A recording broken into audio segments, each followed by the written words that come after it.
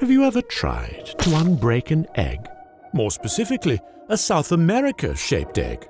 Well, it would probably be a little easier than unifying the Spanish colonies after their independence. Now sure, the North Americans managed to unify, mostly, but to extend the metaphor, they were, well, fully developed. They already had a shared vision and identity. They chose when to hatch and thus flew into the world a fully formed bald eagle.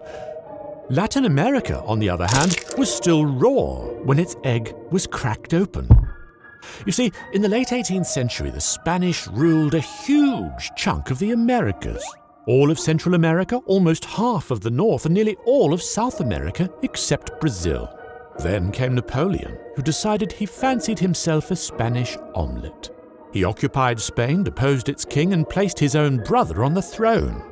Suddenly, the vast Spanish Empire was smashed open, scrambled, if you will.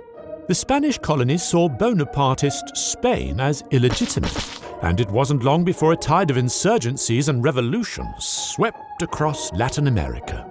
However, by the time the rest of Europe brought down Napoleon and restored the rightful king, Spain's economy and military were in shambles.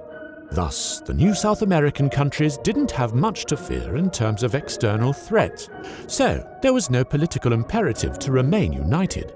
Nevertheless, there was an effort to unite South America. Between the two major independence movements, the one in the north, led by Simón Bolívar, had great ambitions of unity. Bolívar had created Gran Colombia, a country which encompassed today's Venezuela, Colombia, Ecuador, Panama, and parts of Peru. He'd been inspired by the American Revolution, Yankee Doodle, and dreamed of a Spanish-American union under the strong central rule of one leader. But who could that possibly be? Why, yes, of course, himself. What a stupid question. Meanwhile, José de San Martín, another foundational hero of South America, was busy liberating Chile and Argentina from royalist rule in the south. But like Bolívar in the north, San Martín, too, had federalists that opposed his vision. We oppose your vision! There was one big difference between them, though. San Martín favored a monarchy, while Bolívar wanted a republic. That was probably a big point of discussion when the two great leaders met in 1822. Now, we have no record of what was said at that meeting, but it's pretty clear that Bolívar came out on top, so to speak. Get off me! You're on my face. Because immediately afterwards, San Martín decided to step down from power and to leave South America altogether. How sad. Unfortunately, Bolívar would soon discover that keeping his Gran Colombia together would be quite the headache. In fact, his presidency was almost constantly attacked by opportunistic politicians, some of whom had previously fought on his side against the Spanish. By 1830, Bolívar had all but abandoned his hope of a united South America. He resigned in May and had passed away by December. Oh dear. Of course, it wasn't just politics that prevented unity. You also have to look at the economic side of things. The Spanish colonies were in many ways run as a feudal enterprise, with the majority of their wealth coming from extracted metals and cash crops. Compare this to the British colonies, where capitalism was baked in from the start and where shipping raw materials back to Europe wasn't the be-all and end-all of economic strategies.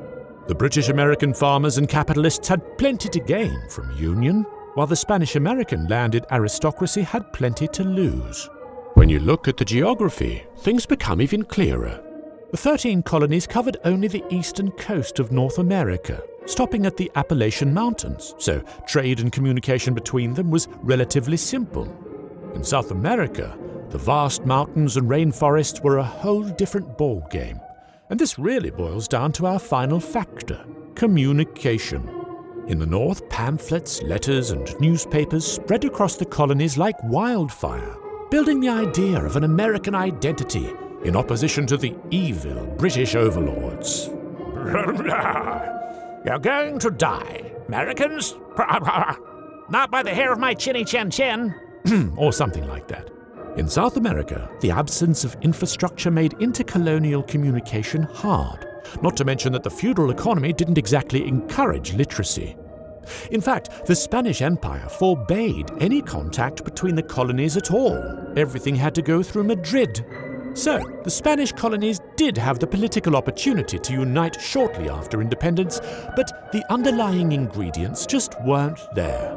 Even if they had pushed for it harder, the result would have probably still been a failed soufflé, rather than a successful superstate. Thank you for watching, my friends. I hope you have enjoyed this masterclass in South American colonial history. Don't forget to like and subscribe.